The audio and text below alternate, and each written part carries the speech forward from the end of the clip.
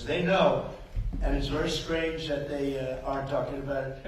What were you talking to Barack Obama about? It did look very friendly, I must say. I thought you guys hated each other. I didn't realize it, how friendly it looked. I saw it on your wonderful network just a little while ago before I came in, and I said, boy, they look like two people that like each other. And we probably do. We have little different philosophies, right? But we probably do. I don't know, we just got along. But I got along with just about everybody on that. We met backstage, as you know, before we went on. And I thought it was a beautiful service, but we all got along very well, which is good. In California, what specifically do you think Gavin Newsom and Karen Bass could have done differently to prepare for this $50 billion fire? You know, we have great governors in this room, and if you look at the way their states, I think I can say without exception. Anybody doing poorly in here? I mean, without exception, we have great governors here that have done a great job with their states. And I don't think, and you'll probably, if there's a weak link, you're going to find it, and you're going to be asking the next question to that person. Gavin Newsom had an opportunity to have millions of gallons a week, a day, millions and millions of gallons come down from the north. And I was able to get him federal approval from that, from the Department of Commerce of all departments. I didn't realize it would go through Commerce. I would have thought environmental, but it goes through Commerce. I got all of the approvals, and he said, I don't want to sign it. I don't want the water. We don't need the water. I said, you need the water. Your reservoirs are empty, the whole place. You need the water. That was 5 years ago. And I had it all done. The work was all done. We sent it to him. He refused to sign it. And if you noticed yesterday, the hydrants were empty. They didn't have any water, many of them. They said 20%, but now I just heard 50%, and now none of them have water, and that fire's still raging. He turned that down. I was going to give him unlimited water. It would come down, it really comes down from the north, way up north, including parts of Canada. It's so much water that they wouldn't know what to do with. Just the opposite would have happened.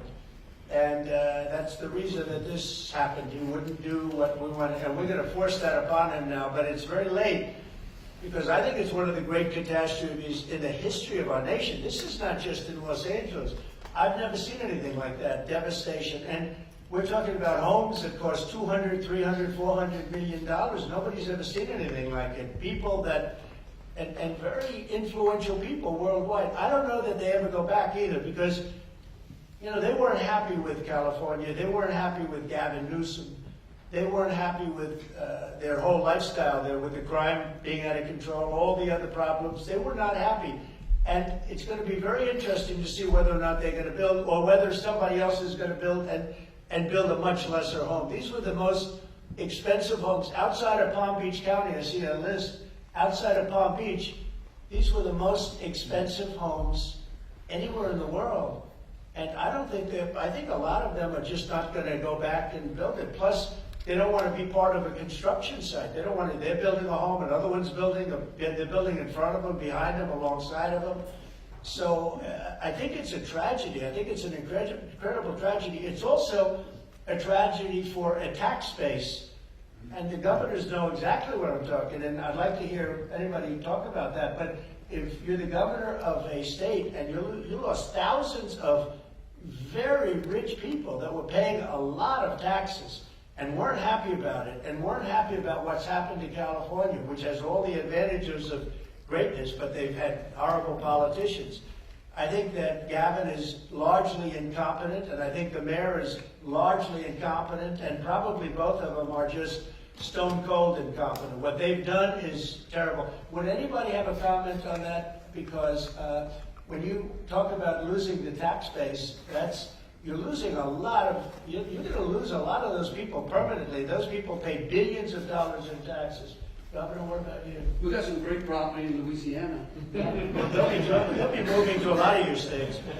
They'll be moving to Florida, I can tell you, I know that. But they're going to be moving to, you're going to pick up a lot, Texas. So it's a rough situation. I've never seen, I think it's one of the great catastrophes in the history of our country. Not even believable. President Biden's term, almost over. Before he goes, there's talk that he might trade a Gitmo al-Qaeda detainee, Mohammed Rahim, for 3 American hostages held by the Taliban. Should he do that?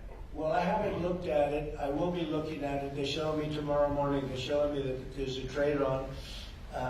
And trades, I have not been in favor of the trades they've made, but I'll be taking a look tomorrow. We'll announce something tomorrow. Don Jr. and some of your team just got back from Greenland. What's the price tag? Well, maybe no price tag. Look, we're going to have to see what happens because Denmark, we need this for national security. We need Greenland very badly. You look at the Russian ships, the China ships, they're all over the place. They're, surrounding. Now, they have for a long time. That's a lane. But we need that for national security. So I don't know that Denmark has any right, title, and interest, so we're going to find that. But I can tell you, you saw the clips that were released. The people of Greenland would love to become a state of the United States of America. We were greeted with tremendous love and affection and respect. The people would like to be a part of the United States. Now, Denmark maybe doesn't like it, but then we can't be too happy with Denmark, and maybe things have to happen with respect to Denmark having to do with tariffs. Because they have to do this, I think, for the free world. We need that to protect the free world. It's very important, and getting more important every year. When you were with all the Republican senators yesterday in Washington, which of your nominees do they think are going to have the hardest time getting confirmed? So we had a great meeting with almost every senator, Republican senator, and I would say that first it was a love fest. This is a love fest too, I believe. I'll let you know in about an hour. This is pretty much a love fest. I mean, the governors aren't exactly chopped liver, right? This is a group of people that have done a phenomenal job, and especially when you see what's going on in Los Angeles and all. You look at the way they've run their states, it's incredible. I talk about it all the time. The top 25 states, and I don't believe we have any in the list of crime. So every one of them is a Democrat-run state. We want to get along with the Democrats. I'm trying to be nice. We're going into a new term. It's going to be a great time for, I'm going to call it the golden age. I believe we have a chance at the golden age of America. But I have to tell you, you look at the crime, it's all on the shoulders of Democrats and the way they run their states. And if these people ran those states, same people, same everything, but you put these people in those states, you wouldn't have crime like that at all. We've been watching over the last couple weeks, a lot of CEOs, including some who censored you 4 years ago, have been coming down here basically to kiss the ring. Did they change or did you change? Well, maybe we all changed. I think they've gained a lot of respect. I think they looked at the mandate that we got. As you know, we won the popular vote, as I said. We won all 7 swing states. They said, well, if Trump would win, I had to win 3 because I had a lot of early voting going on, and we had to win 3, and we won all 7. And we won them by a lot. We didn't win them by a little. We won them by a lot. And we won the popular vote by a lot. I think that had an effect. I also think it's like, let's get something done. You look at what happened with Facebook today and yesterday, what they announced. That was a big concession from them. I mean, they went from I call them the unlocked boxes. They call them lock boxes. I call them the unlocked boxes because they seem to be unlocked a lot of times. But you went from the unlocked boxes into a statement yesterday that's really talking about free speech. What a difference that is. And so we appreciate that. But I think they've gained a lot of respect. We've had everybody. Jeff Bezos came, Bill Gates came, Mark Zuckerberg came. Many of them came numerous times. The bankers have all come. Everybody's coming. I haven't had anybody saying anything bad about me. I'm not used to it. But a lot of us respect, I think they respect the Republican Party. The Republican Party has become a much bigger party. It's become a party for the worker. If you look at all of the union votes that I got, and when I say I, it's really all of us together because it's a whole thing. But we won the Teamsters. We did great with the auto workers. We did, all heavily union. And non-union states we won by a lot. Florida is an example. We won by millions of votes, the highest vote ever gotten. And so it's been a great period of time. A ton of world leaders have called you as well. We understand still no call with Putin. Is that a day 1 or week 1 call that you want to have? He wants to meet, and we're setting it up. President Xi, we've had a lot of communication. And we have a lot of meetings set up with a lot of people. Some have come, but I'd rather wait till after the 20th. And when you say meet with Putin or meet with Xi, do you guys want to have some kind of a summit, or are they going to come here? To be determined, but President Putin wants to meet. He's said that even publicly. And we have to get that war over with. That's a bloody mess. Soldiers are being killed by the millions. I looked at some very graphic pictures yesterday. The soldiers that are being killed, you know, it's a flat field. The only thing that stops the bullet is a body. These are it's a very, very flat land. And the soldiers are fighting, and they are dying by the hundreds of thousands. And not to mention the towns and the cities which were, you know, largely demolished. And there are a lot of people in the big surprise, and it's going to be a very unpleasant surprise, is how many people were killed in that war. It's much higher than the press is reporting. You know, when a building comes down, these are big buildings, they're 2 and 3 blocks long, different kind of construction. They're long and not that tall in many cases, but they're 20 stories. But when a building like that comes down and they say nobody was injured, no, a lot of people were killed. I think the numbers are going to be much higher. And that's a war that would have never happened if I were president, and it's a war that I'm going to try really to stop as quickly as I can. The number of people dying on a daily basis, and I get the reports every single day, and largely soldiers at this point, but the number of people, both Russia and Ukraine, it's staggering. When you threatened tariffs on Canada a couple weeks ago, Justin Trudeau rushed down here. He wanted to make nice. Now he's on the way out. Is that what you wanted? I didn't think he was going to quit. He probably saw the numbers. Look, I called him Governor Trudeau because they should be the 51st state, really. It would make a great state. And the people of Canada like it. They pay lower taxes. They have virtually no military. They have a very small military. They pay less than 1%. They're about the lowest payer in NATO. They're supposed to pay much more. They haven't been paying. They have a lot of problems. And I was with Wayne Gretzky. I said, Wayne, would you like to be the governor of Canada? I can't imagine anybody doing any better than Wayne. Wayne was not too interested. But I think he probably would have liked stage right. He's a friend of mine. He's a great guy. He's the great one. We call him the great one, right? He's a great hockey player. But I will say this. I think that this, you know, it was stated pretty strongly a couple of weeks ago about Canada, and people laughed, and now they're all saying, well, it's very interesting. And I say from the standpoint of the United States, we're subsidizing Canada $200 and $250 billion a year. We have massive deficits. They've taken about 20% of our car business. I'd rather do it here. We could put tariffs on that. We don't have tariffs on them yet, but that will happen.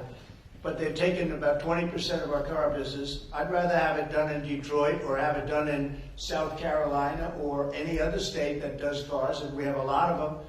We don't need Canada for that. We don't need Canada for lumber because we have big forests that we have, you know, not utilized. In some cases, they're protected, which I can take that protection off. And you take down a tree and you grow a better tree. And that's, you know, pretty common.